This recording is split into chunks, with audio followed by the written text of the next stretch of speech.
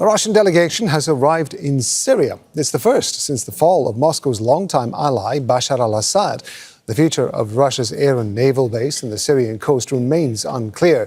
The visit comes a day after the EU agreed to lift some sanctions on the country.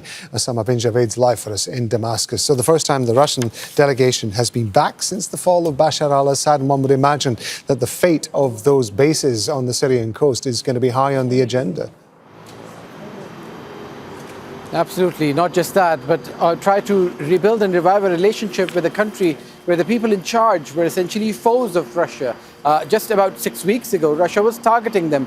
Thousands of strikes and attacks between the two sides have taken place in the last 14 years, and the long-term ally that Russia had is no longer in power. So Russia has sent a message that it is serious in trying to rebuild this relationship, try to restore some of its presence here in this country by sending the deputy foreign minister, then the special envoy for President Putin for Syria, so that this meeting takes place with Ahmed Sharaa, the leader of the interim government, as well as al-Assad al-Shaybani, the foreign minister. So the Russians want to rebuild some sort of relationship with this administration because it is crucial for them to maintain that hold on the Mediterranean Sea with that naval base and the Khmeimim base, where we were a couple of weeks ago. And we spoke to the fighters there who believe, and many of the people here on the streets want the Russians to leave from Syria permanently. But that is something that is going to be discussed with the leadership, and we'll wait for the outcome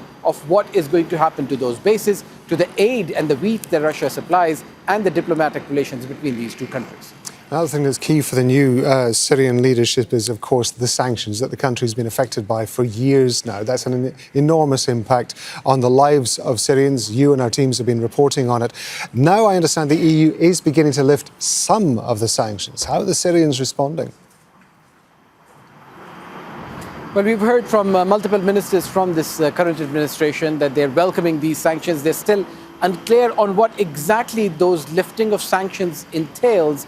And the toughest of those sanctions actually are from the United States. So they say it is a welcome move, but they're still awaiting for further clarification from the European Union. What will it mean for the sectors of transport, for power, and for other areas in this administration? And they want to rebuild this country. They want to try and bring in investment, not just from Syrians, but from regional allies and international countries. But those sanctions are in the way, and they are having an impact on everyone, from oil production to energy production to trying to find jobs, to run banking smoothly, to make sure that there are transactions that take place between this country and others. And there are people, businessmen that we've spoken to, who've come back to this country. They want to help rebuild Syria, but those sanctions are standing in the way. And the people here who are in charge say that they are unjust because those sanctions were leveled against Bashar al-Assad. And now that his government is gone, Syria should be free of sanctions unconditionally. Osama bin Javaid talking to us from Damascus. Thank you very much. Make sure to subscribe to our channel to get the latest news from Al Jazeera.